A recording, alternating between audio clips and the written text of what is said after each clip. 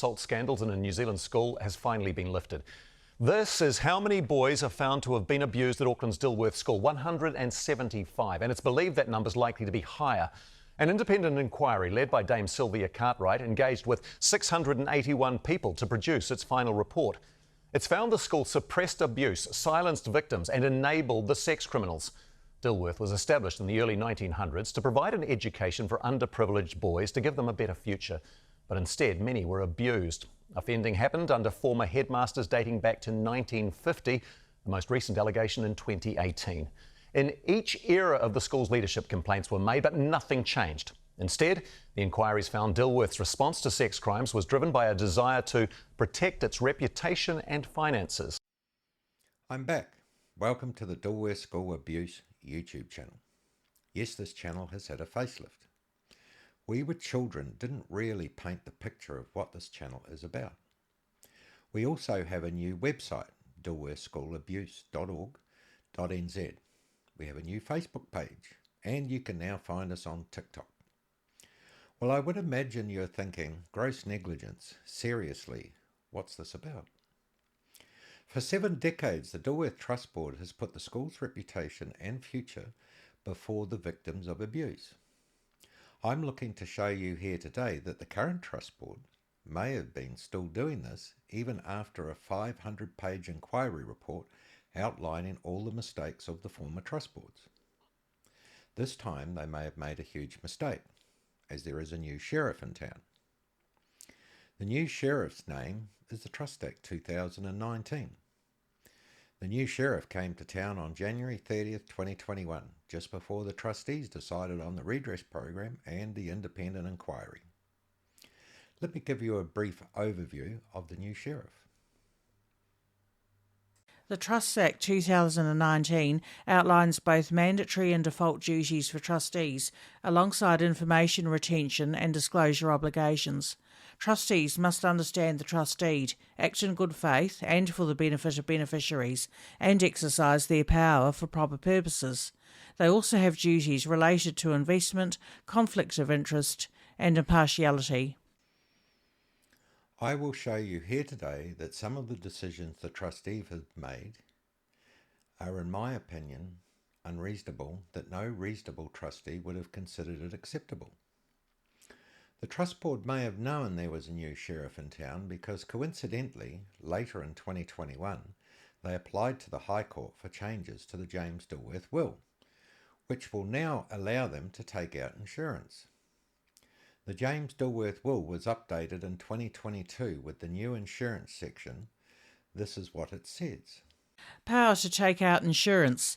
The trustees will have the power to effect any insurance of whatsoever kind or nature, whether in respect of and connection with property, persons, risks, liabilities or events that relate to or are connected with these trusts or the institute, and may enter into any insurance contract or policy that the trustees decide is desirable for these purposes, including any insurance contract or policy that insures or protects any trustee, officer, employee, pupil or inmate of the institute against liability or risks associated or connected with these trusts or the institute.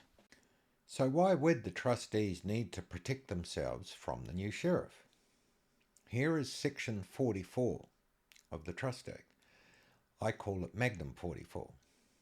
If a trustee is found to be grossly negligent under the Trust Act 2019, they can be held liable for breach of trust, and the trust terms cannot exclude or limit this liability.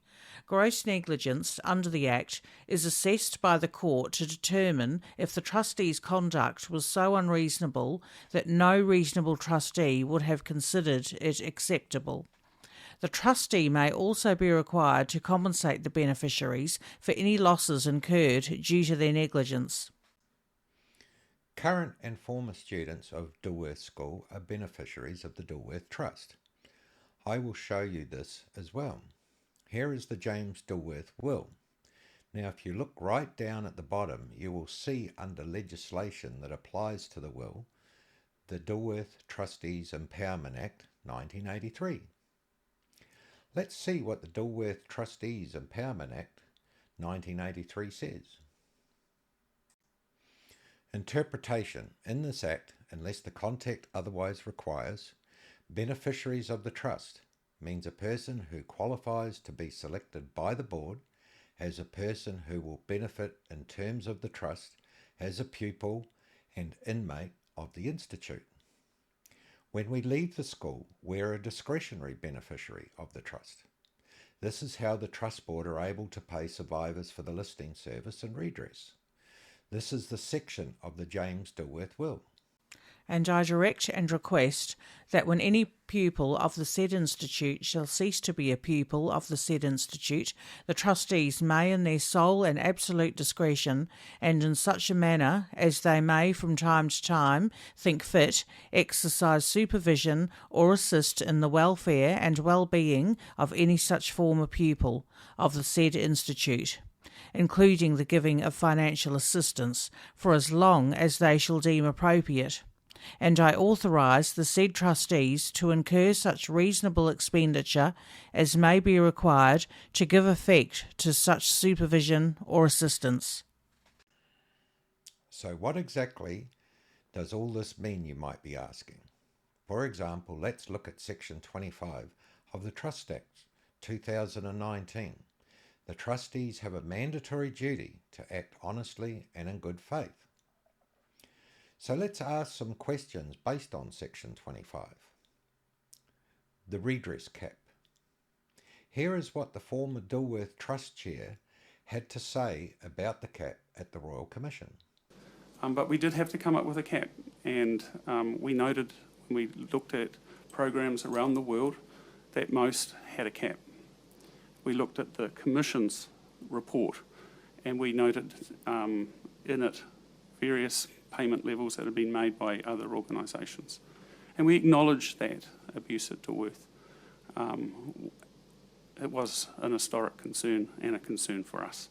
So in coming up with the cap, we took advice, we looked at other programs around the world, and we came up with a number. We went out for feedback, and the feedback was that we needed to take another look at the level, and we increased it. And that's how we got to the level that we have. So an alternative where the panel were empowered to make any uncapped recommendation of what was needed to assist a survivor was not a viable option from the Trust Board's perspective. The advice that we got was our duties as trustee is that we could not fully delegate in such a way to the panel. So effectively you've delegated a fiscal cap calculated by likely numbers coming forward by maximum payments. Is that how the board's approached it? No, we haven't looked at the numbers that will come forward because we don't know the numbers of old boys that are going to engage with the program, so we didn't know that. But we have looked at the abuse that we know about. We've looked at what other programs around the world have done. We've looked at what courts in New Zealand have awarded. Let's stop there. Aaron said they looked at outcomes of New Zealand courts only. I had communicated with Aaron, the former chair of the Trust Board, prior to the Royal Commission about court outcomes in Australia of historical child abuse, like Geelong College of 2.7 million and Wesley College of 3 million. I asked the former chair, what about the international court outcomes? He responded with they decided to go only with New Zealand court outcomes in their assessment. Ask yourself, is that acting honestly and in good faith? Now remember, the redress cap was decided before the Dilworth Independent Inquiry report was released. Let's hear what the inquirers had to say about the failings of the governance of the school.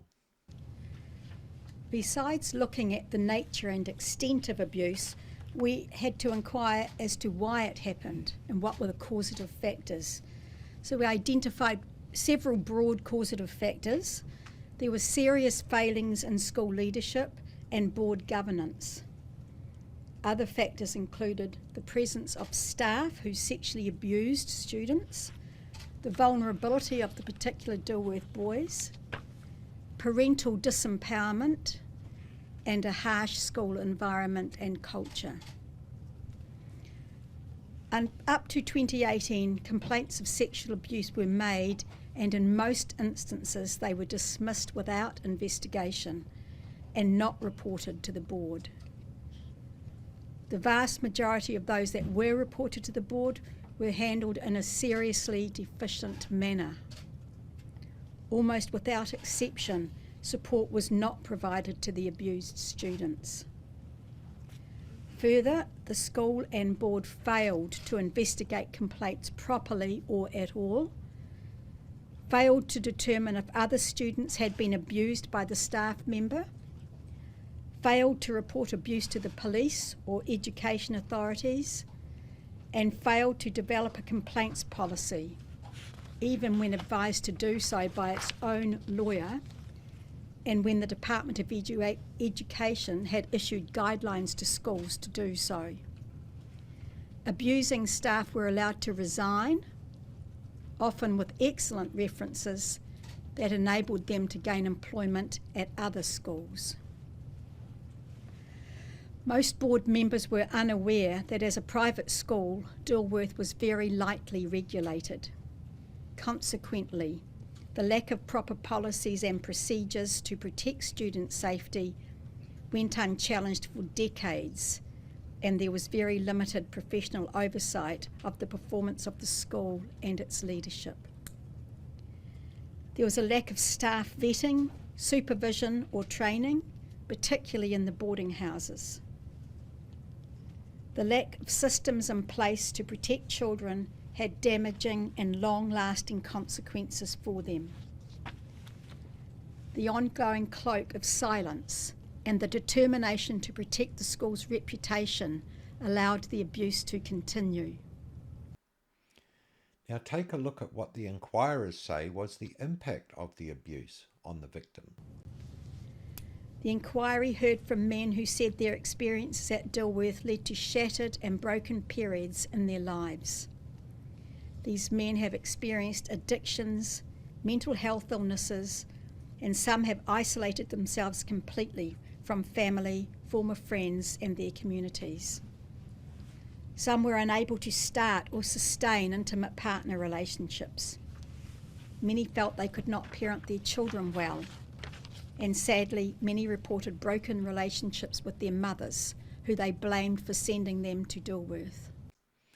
Now seriously, after hearing that is not having a cap on redress acting honestly and in good faith, particularly when they have an independent redress panel that has a former High Court judge that is fully capable of determining what is fair. Now let's have a look at the decision the trustees made not to cover peer-on-peer severe physical abuse in the redress program. First, let's have a look at what the former chair had to say about peer-on-peer severe physical abuse at the Royal Commission. What's not covered in the program is boy-on-boy physical abuse. We colloquially call that bullying. We believe that's a wider societal issue that is difficult for us to consider in this program. And so we are looking to a wider discussion, hopefully through this commission, about how we might deal with the effects of bullying on people, but we are not covering that in the program. Okay. So the trustees have decided to call this typical bullying that happens at most schools. Remember, this decision was made before the Dilworth Independent Inquiry Report was released. Let's see what the inquiry report says about peer-on-peer severe physical abuse. This is taken from the executive summary of the inquiry report. There was insufficient staff supervision of the boarding houses after school and in evenings. With some exceptions, boarding house staff tolerated an unacceptable level of physical bullying and violence up into the mid-1980s. Senior untrained students, having experienced harsh discipline themselves, were given responsibilities akin to staff members. Until 2018, under the school's policy, senior students could use adult levels of authority and impose punishments on younger students. Senior students' often brutal treatment of younger students caused fear rather than modelled positive leadership. Younger students learned that when they matured, they too could punish and intimidate physically and mentally. There was an entrenched, strictly enforced no-narking code of conduct. Any student who complained was often disbelieved and punished, creating a barrier to complaining. Staff were believed over students who felt powerless. Students' communication with their families could be monitored, and there could be long periods where they could not go home, isolating them from family support. The board was repeatedly told by Mr. Parr, Dr. Wilton and Mr. McLean of the risks presented to students due to the inadequate supervision of the boarding houses, and that the employment of more staff could ease the problems arising, particularly that of serious bullying. Now, seriously, this goes way beyond what you would call typical school bullying. Any reasonable trustee, after reading the inquiry report, would include peer-on-peer severe physical abuse in the redress program. In my opinion, by not recognising and acknowledging the victims of severe physical abuse, that alone may amount to gross negligence. Now let's take a look at the redress settlement agreement. If a survivor has a claim of sexual abuse and a claim of peer-on-peer severe physical abuse, and he chooses to accept the redress offer, under the settlement agreement, the survivor has to sign away any future right to claim peer-on-peer severe physical abuse, even though it's not included in the redress offer. Here is exactly what the agreement says. Section 2, Full Release.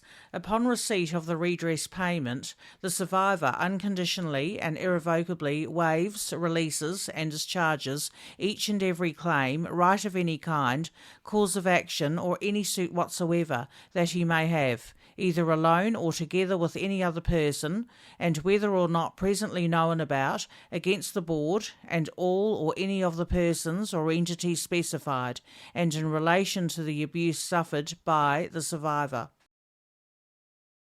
Are the trustees acting honestly and in good faith by making a survivor of sexual abuse sign their rights away of any future claim for peer-on-peer severe physical abuse when they are not receiving compensation for peer-on-peer severe physical abuse?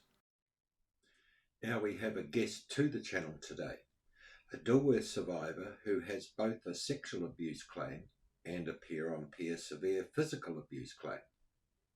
Hi Rod, how are you doing today? Great, Greg. Nice to see you. Yeah, same again. Now you went to the Dilworth school in the 70s, is that right? That's right. Yeah. It was a bit of a hard school, but I was there. Yeah.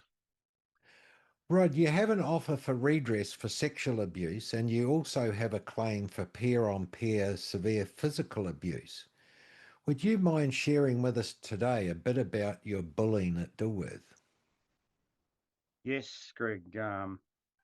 As far as bullying goes, I had a couple of incidences, but I think the worst one I had was I was tied up by putting 3 tyres over me, and the seniors thrown billiard balls at my head until I was knocked clean out. And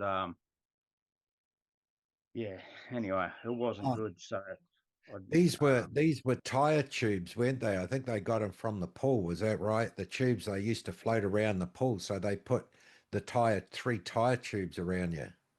that's right. Yeah, And 3 then they big. threw billiard balls at you till you passed out. That's right. I did. Yeah, they did. And to be honest, I'd suffered memory loss because of it. I couldn't even remember that incident. It was another friend of mine that brought it up. Yeah, that's right. This was, I understand this was a repressed memory you had, that this memory was brought back by another Dilworth survivor who reminded you of it, who witnessed the event at the time. That's right. Yeah, okay. How do you feel about the Dilworth Trust Board, even after what the inquiry report says about the school's failings regarding peer-on-peer severe physical abuse, treating it as typical bullying that happened at all schools? Do you think that billiard ball event that you suffered is typical bullying that happens at all schools, or would you say this sort of stuff is way over top and beyond? Well, I think it was way over top, actually. Another thing is most schools, public schools, probably weren't in the way of being a boarding school, and this was like after school or the period of learning, period of school. It was after when we were around the pool and doing different things, and they just grabbed me and did that to me, and it was, I think it was way over the top what they usually did. But yeah, I And these don't were, think at the trust. time, these were the seniors of the school that lorded it over us, eh? Mm. That's right. Yeah, the seniors at the time. So there wasn't much supervision in the afternoons, to be honest, by the teachers and stuff. Then they used to be doing their own thing. I don't know why, but they didn't used to supervise us too much in different areas, and you could get caught out by seniors and even bullies, and dealt to as it was in those days. You had to just be careful of what you did. You Yeah. lived in a bit of fear, you know. So that's how we lived. Rod, what's your opinion on the redress settlement offer making you sign your rights away to claim later for peer-on-peer severe physical abuse when it's not included in your settlement offer? Yeah, well, I don't really think it's really that fair. So, um, sorry, yeah, I don't think it's really that fair. Um, Overall, I think the peer on peer, if it's not being addressed, the bullying from peer on peer is not being addressed. It really should be, not just for me, but for those that were severely dealt to as well, and also quite a few of the other victims. And it was to a stage where later on in life, or even just after school, I can name a few of them that took their own lives because of that. And it really seriously caused mental problems with those fellow students. Yeah, I And agree. I think that, to be honest, they should have included that. Um, and that's one of the reasons I haven't really signed, because they're taking those rights away totally. Yeah, yeah. Rod, what's your opinion of the Dilworth trustees? Do you think they've acted honestly and in good faith by not covering peer-on-peer severe physical abuse in the redress program and making you sign your rights away later for it if you accept redress for sexual abuse? Well, I think, well, I obviously have had um, money offered to me for the redress, offered to me for the sexual abuse side of it, but as you say, nothing on the peer-to-peer side of it. And I think they tried to sweep under the cover, like under the carpet, a lot of things. Not just that, but a few other topics under the carpet to get away with it and push it through. And I think it should be looked at before, and especially if you're signing for full and final, because that's it. You're tapping out basically, and I think there's a few cover-ups what they're trying to do there with other things they're trying to get away with. So I applaud them for a couple of reasons. That they're trying to work through it and doing the best they can, but on the other side of it, they're not really and attending to the matters that the inquiry report wants them to in some areas, Yeah, and that's got to be brought up and dealt with. yeah, yeah. Yeah, basically. The inquirers made statements at the end of their press release. One of the statements was that the trust board needed strong leadership and needed to change its course. Do you think the trust board's changed its course? I I think they're improving, but I think there's a lot more they can do. Yeah, okay. That would be the honest opinion. And I think a lot of it was put out there to get people to sign full and final and get them maybe off their books. I don't know, but there are other issues that were done to students that needed to be covered. And I think they knew that from the inquiry report, but they've chosen not to deal with it, and I don't know why. Yeah. Yeah, to be honest. Francis Joychild said at the press release that one of the things that the trust board needed to do was to build the bridge to survivors. It's been 2 years now since the report comes out. Do you think that the trust board has built a bridge as it was to the survivors? That's a very hard one, I think, Greg. I think maybe some survivors would be happy. I very much doubt that all would be happy. And I think the general survivors have an opinion that's not very good towards the trust board because what they've seen in the past, and I think they haven't come on board fully with everything. And I think their track record tells of that. I think that it's a track record that's been seen to be sweeping things under the carpet. It's been seen to be dodging things here and there and paperwork going missing originally. Yeah, there's a lot of questions. I'm not someone that's legal, but I see just with my own eyes, being a fair person, that they could have done some things a lot different and a lot better. And I think even they would say they should have done it as well. And they had the chance to do it when the inquiry first came out with their reasonings, because everything was open then. I think they could have just like come out and said, all right, we've made this mistake and we'll rectify it right now. But I think they carried on running the show a bit like they did in the past, and I think they've sort of been caught wanting a bit. And I hope that they do change their minds and get back on track for the public's sake and for the survivors' sake as well. Yeah, okay. Look, Rod, thank you for coming onto the channel today and sharing your opinions with us. Gratefully appreciated. That's quite all right, Greg. Anytime, mate. And have a good day. You too. Thanks, mate. Now, this is what the inquirers said was the time period the inquiry covered. The Dilworth Trust Board commissioned an independent inquiry to review the nature and extent of sexual and serious physical abuse at Dilworth School of its students. And that report is to cover the abuse from 1950 to the 1st of July this year.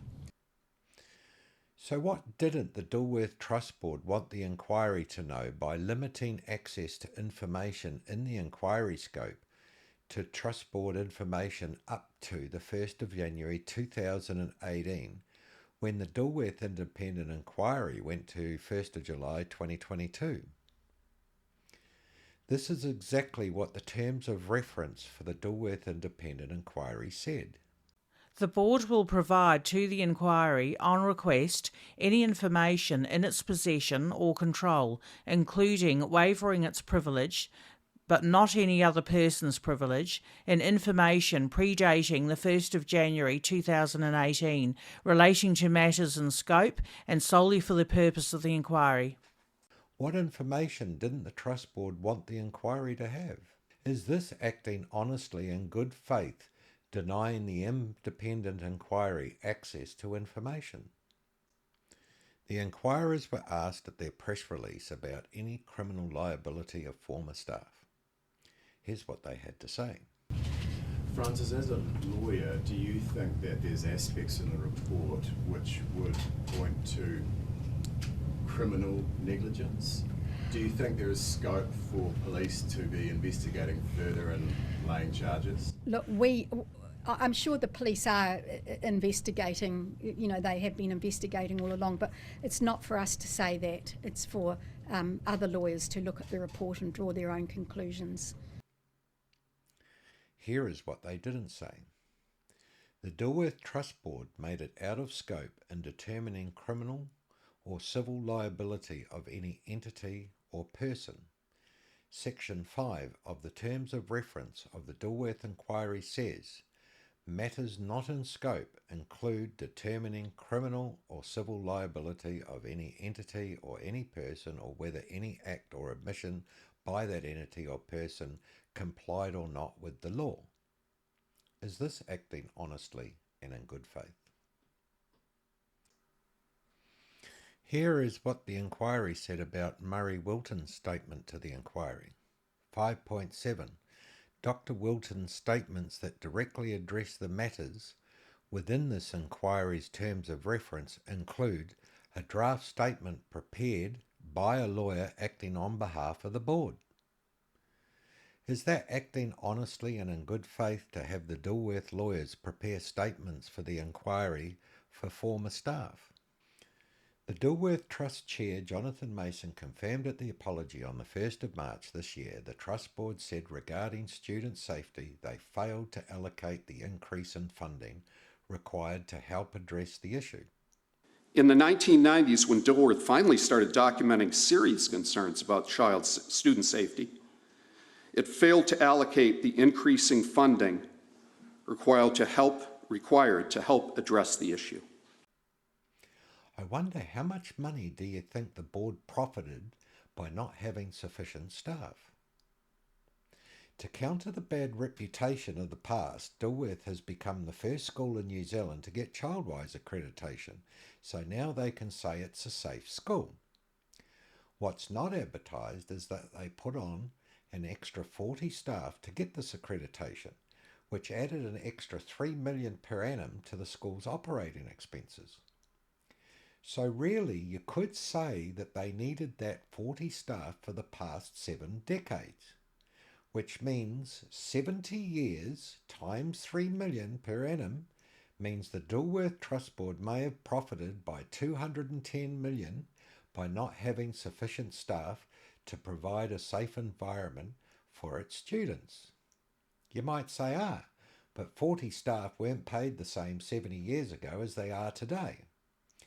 Yes, but if you were investing those savings 70 years ago, they would easily work out to be the same in today's money, maybe even more. So the Trust Board may have profited by as much as $210 million by allowing more than 300 students to get abused, with more than 30 students committing suicide. So how much are they paying for redress? Based on that, I come back to the question, is having a cap on redress acting honestly and in good faith?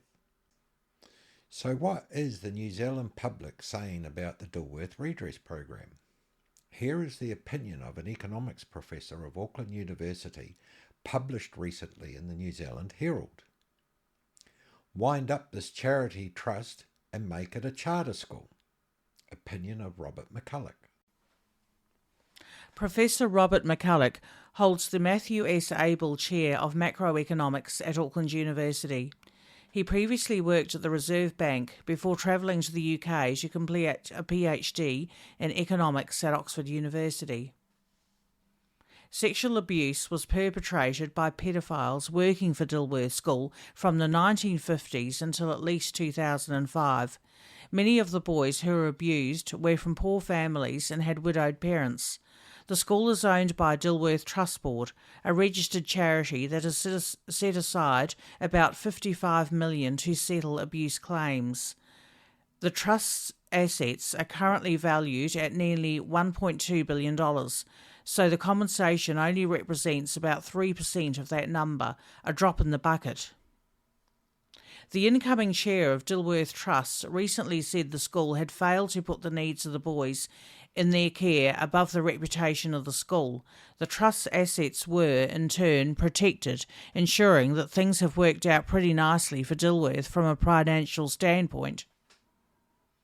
A report on the abuse, following an independent inquiry led by Dame Sylvia Cartwright, came with a distress warning content. We have chosen to include some of the former students' experiences in their own words. It goes on to say that students were extensively groomed and abused by Dilworth tutors, housemasters, chaplains, teachers, scout volunteers, staff friends, and associates and friends of friends. Had the abuse been reported to police and not covered up by Dilworth, the trust would have likely gone bankrupt. No one would have wanted anything to do with the place. Instead, the trust has emerged as one of New Zealand's 10 richest charities. Most of the other 9 are owned by our public universities, or were set up by iwi after treaty settlements. Dilworth successfully managed its reputation for decades by suppressing evidence about sexual assaults. It thereby stayed out of trouble while quietly adding to its vast wealth. Almost 200 Dilworth students have now provided information about what went on. Payouts per victim range from $0 to $200,000. However, Ministry of Justice statistics show, in general, only about 6% of sexual abuse victims come forward. Had all Dilworth victims received compensation and it properly valued their physical and mental well-being losses, as an economist, I believe the bill would add up to more than the Trust's entire assets today. Dilworth's cover-up meant many victims have long since died, so no reparations for them. The trivial abuse payouts the Trust is now making don't even dent its finances. A unrelated scenario occurred after World War II, when Swiss banks tried to hold on to the dormant accounts of dead people who couldn't turn up to claim them. As for the 6 male Dilworth Trust Board trustees, they received a total income from the Trust of between $500,000 and $600,000 last year. For what? Attending meetings? The 8 members of the Trust Senior Management Group take $2.8 million in remuneration a year. Meanwhile, in 2023, accounting firm KPMG charged $115,000 for its services. Not to be left behind, the bankers in charge of Dilworth's share portfolio take nearly $200,000 in management fees year after year. Who knows how much the real estate managers of Dilworth's $730 million investment property empire get paid? Nearly $4 million a year is sucked out of Dilworth by the small group of management types. Has New Zealand acquired an abundance of advisors benefiting from charitable trusts? Large cash flows are generated by many charities since they pay no tax. Shame about the leftover scraps thrown to the abuse victims. Things get even stranger. Why did the Trust open the $50 million credit line it now has with the Industrial and Commercial Bank of China? It costs between $3 million and $4 million in annual interest payments. However, Dilworth already holds $135 million in cash and liquid funds. Why leverage up? The Trust enjoys an annual $870,000 grant from the government. You, the taxpayer, support it. Private schools get a public subsidy, but why Dilworth? With its history of sexual abuse, cover-ups, billion-dollar wealth and annual income of $45 million. Let's not finish with a conclusion. other than to say Dilworth College should continue, but as a charter school. The trust, on the other hand, should end and have its assets confiscated under the Criminal Proceeds Recovery Act 2009. They should be put into a fund to help the victims of abuse. Its ongoing existence is a disgrace. It sits as proof that crime pays and cover-ups are rewarded. The independent report admits sexual abuse was not reported to prevent reputational damage. That lack of damage can be valued. The trust is now worth $1.2 billion. No one will ever hear about the trauma suffered by the victims who never came forward, or the anguish of the abused who have died. Yet the board and its managers are getting highly paid with money the trust would never have owned, and the terrible historical crimes at the school not been suppressed. Dilworth's cover-up has meant that many of the victims will never get a cent. Well, Mr. McCulloch, who is an expert in the field of economics, is of the opinion that the Dilworth Trust Board has got it wrong. It's of my opinion the Trust Board know exactly what they are doing and have chosen, like their predecessors, to protect the future of the school over doing the right thing by the victims of abuse. So under Section 44 of the Trust Act 2019, do you think the Dilworth trustees have been grossly negligent in how they've treated the victims of abuse? It's nearly 2 years since the Dilworth Inquiry Report was released. Let's have a look at what the Dilworth Independent Inquirers said at their press release were the most important changes Dilworth needed to make. This is what Dame Sylvia Cartwright had to say. I think we would both feel that a review of the governance of the school is a very important issue, and that's the Trust Board itself. There are many areas there where it's going to be very difficult to achieve change, but leadership, of course, comes from the governance, from the Trust Board, and without that strong leadership, the school, it'll be very difficult for the school to change course after so many years. This is what Frances Joychild had to say.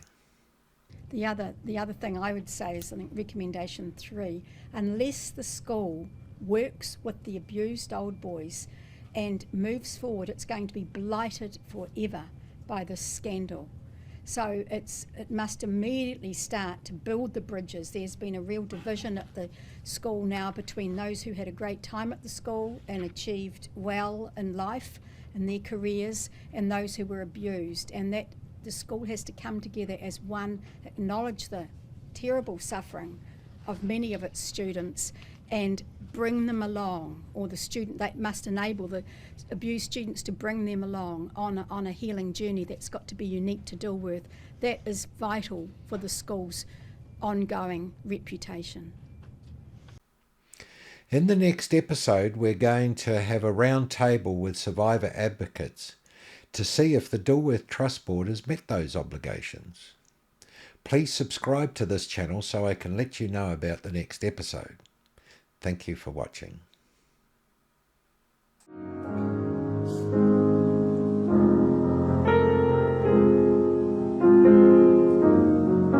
If Isabella Dilworth was alive today, Should